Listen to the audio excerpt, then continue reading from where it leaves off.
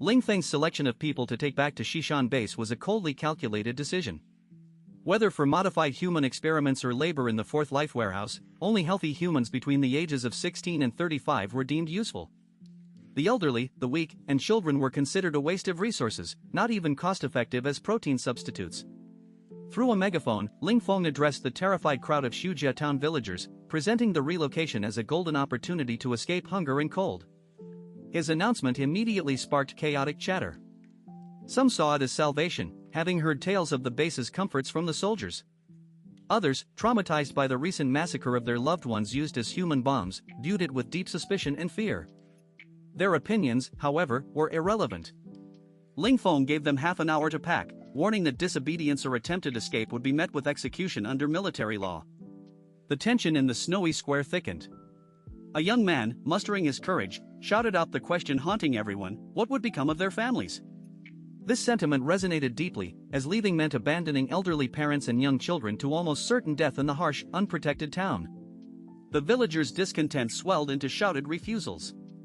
They declared they would rather stay and die with their families than be taken away. Their collective cries momentarily drowned out the howling wind. Ling Feng's expression darkened. In response, a deafening gunshot cut through the noise. Shi Daong, following an unspoken order, had fired. The protesting young man fell, his blood stark against the snow. "This is an order, not a request for your opinion," Ling Feng stated coldly. The execution extinguished all resistance, leaving only despair on the villagers' faces. Under the guns of a dozen Special Forces soldiers, the people of Shujia town were rendered as docile as sheep. Shi Daong reiterated the command, and the chosen villagers, their spirits broken, hung their heads and shuffled off to gather their meager belongings. The slim hope of survival at the base outweighed the certainty of a bullet. In a final, desperate act of defiance, some men attempted to avoid conscription by breaking their own legs with stones. Instead of earning mercy, they were summarily executed. Half an hour later, the population was starkly divided. Over 400 able-bodied men, the very backbones of their families, stood in one group. In another stood the weeping elderly, women, and children, facing a future of abandonment. Tearful, silent farewells were exchanged across an invisible line no one dared to cross. After a headcount, Shi Daong suggested taking the town's considerable grain stores as well, to lessen their punishment. Ling Feng, however, decided against it, citing the inconvenience of transporting it with so many people, and stated they could return for it later. Shi Daong sighed, remarking that Ling Feng was still too kind, a stark irony given the scene of familial devastation they left behind. The Special Forces team then marched the 400-plus conscripts away from Shujia town, beginning the long trek back to Shishan base. Only after the column disappeared into the blizzard did the wails of those left behind finally break free. Hours later, Ling Feng's return to the base with such a large group of survivors initially sparked joy among the gate guards, who saw it as a great achievement that would solve manpower shortages for labor and experiments. Ling Feng, his expression cold and detached, ignored their flattery with a mere nod. The base, having lost all communications soldiers in Zhang Yi's prior attack, remained unaware of the catastrophic loss of nearly the entire Special Forces team.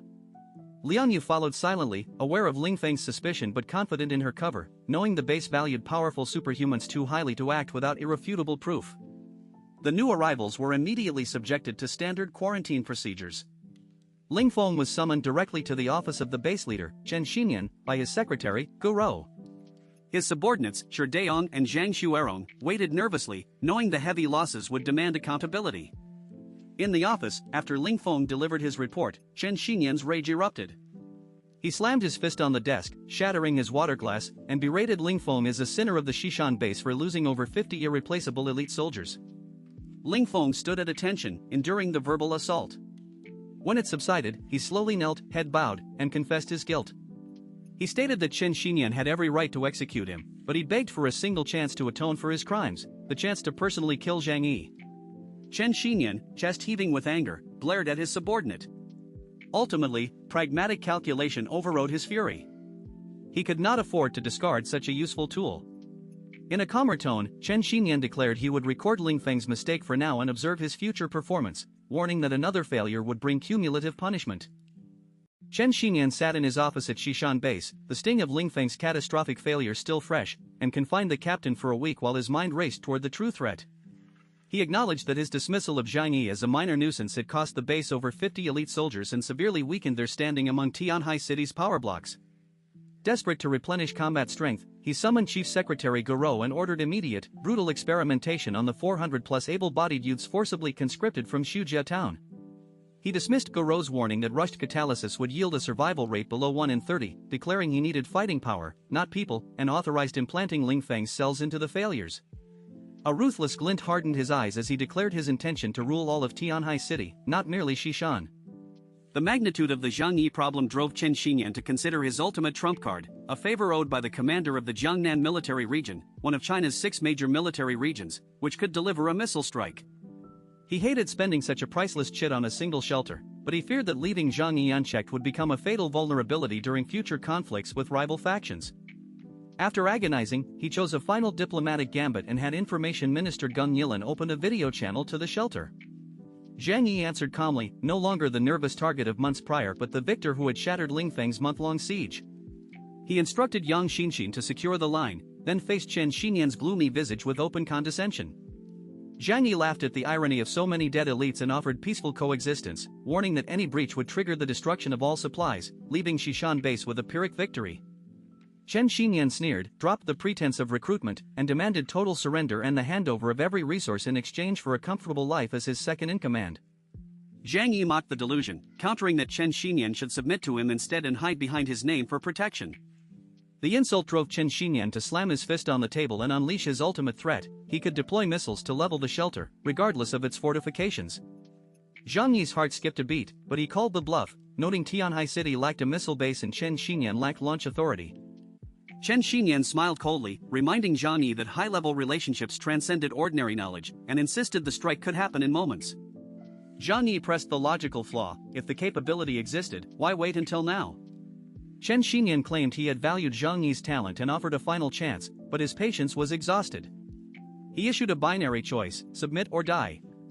Zhang Yi, inwardly cursing the theatrical intimidation, cautiously asked for a demonstration of the missile capability, promising allegiance if proven real. Chen Xinyan refused, declaring no more tricks and no more patience, his eyes bloodshot with killing intent. Zhang Yi sensed the threat might be genuine but could not be certain. He bought time by requesting a few days to consider. Chen Xinyan, interpreting the softened tone as fear taking root, granted only a single day. He terminated the call, slumped onto his sofa, and clasped his hands in a rare prayer that Zhang Yi would surrender so the precious missile favor would not be wasted on such a minor target. Inside the shelter, Zhang Yi rose from the sofa with calm resolve. He acknowledged the one-day deadline and the reality that while he could not defeat a missile, he could avoid it. Despite his attachment to the perfect shelter, he had already decided to abandon it if survival demanded it. Zhang Yi assembled his entire household inside the shelter and laid out the situation. Chen Xinyan had issued a one-day ultimatum backed by a potential missile strike leveraging a favor from the Jiangnan military region commander near Jinling. While Yang Xinxin questioned whether the enemy truly possessed such a weapon, Zhang Yi refused to gamble lives on uncertainty and ordered an immediate move to the Yuelu residential area, the only viable fallback location. The news sparked a pang of reluctance. The 5-story shelter had become a palace filled with young Master Wang's luxury furnishings, wine, figurines, and game consoles, and young Xia's meticulously tended garden represented countless hours of care. Zhang Yi curtailed the packing frenzy, insisting only necessities be loaded into his spatial storage to ensure a rapid departure, and comforted young Xia by promising seeds for a future garden. A moment of levity broke the tension when Zhou Ke whispered that the sofa, dining table, toilet, and bathtub held precious intimate memories, prompting Zhang Yi to reply they could recreate those memories anytime. With essentials secured, the group stepped out into the brutal cold where nearly all plant life had perished and the air was thin. Yang Xia and the other women, unaccustomed to the outside after so long, shivered violently.